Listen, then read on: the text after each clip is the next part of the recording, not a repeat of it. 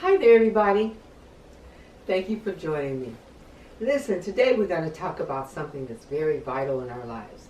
That is purpose, plans, and goals.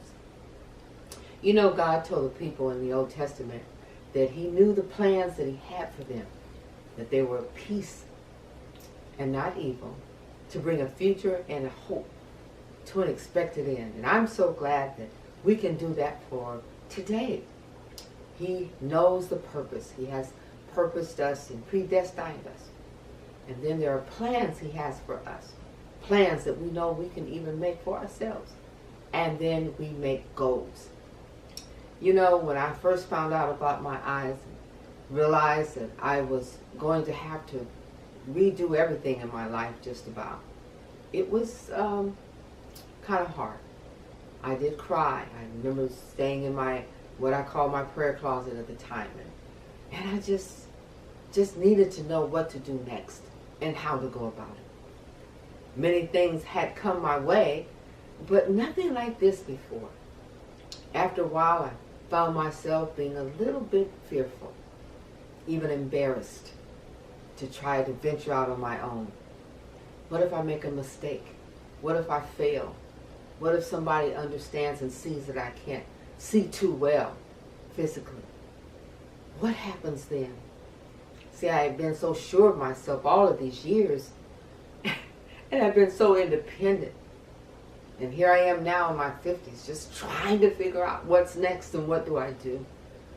And how can I do that without being oppressed and fearful? Well, I tried a little experiment. I thought, I'm going to set a goal for myself. I got up one morning and I got dressed, and instead of calling on a relative or a friend, I decided to take my familiar transportation, venture out on my own with my little device that would help me see. And I used my little cane at the time, and I went into the store all by myself. Now you might think, oh my goodness, that doesn't sound like a great feat. But for me, it was. It was something that I needed to do. I needed to start again on my own. I felt that I had lost my independence. But in fact, I hadn't. It was just hid away. I had to understand that there was a plan for me. And that plan was to reconnect with what I knew and then reach for something different.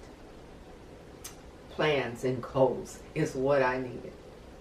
So I stood in line like everyone else, and people were so nice to me and so courteous. When I asked for help, they gave me help. And I thought, wow, this is quite an experience. They saw that I had a disability, is what they called it, and they just treated me well. That let me know that I could start venturing out more and more on my own. Now I'm at the point where my children are telling me, you're doing a little bit too much. Pull back a little bit. We want you to be safe. You see, the difference with myself before and now is that I got some more security that I didn't have before. I was feeling insecure and discomforted. You have to plan goals for yourself. After an accident or surgery, or even just getting bad news about some kind of disease or disorder that you may have, people feel like sometimes, what's the use? Many people die just behind grieving about something that they have. Don't do it. Let's not do that. Let's try to get the best treatment we can, get some supplements, do some exercises. Even those of you hearing me today that might be bedridden or in a wheelchair, there are things that you can do. There are always things that you can do. Maybe you can get on the computer, learn some things there. Maybe you do some puzzles or some things that will help memory. You know how we need our memory. Sometimes we can't think of that word or that phrase. We can't remember where our keys are. We can't remember what we said we would do. But remember, you have to make a plan for yourself. Set a goal. People are waiting for us to help them. It's not all about us. It's about others. We need to help them. We need to be a part of other people's lives. And that's the only way we're going to do it. Well, that's all I have for now. Thanks again for joining me. We got some exciting new things to do. Don't forget to share. Don't forget to let people know about this video. If you're a caregiver, if you're like me, you've gone through some things, if you're going through some things, put it on the comments. Let me know how you like these videos. If you have any questions, please let me know. Together, we'll find some answers. Love you much. Thank you. See you next time.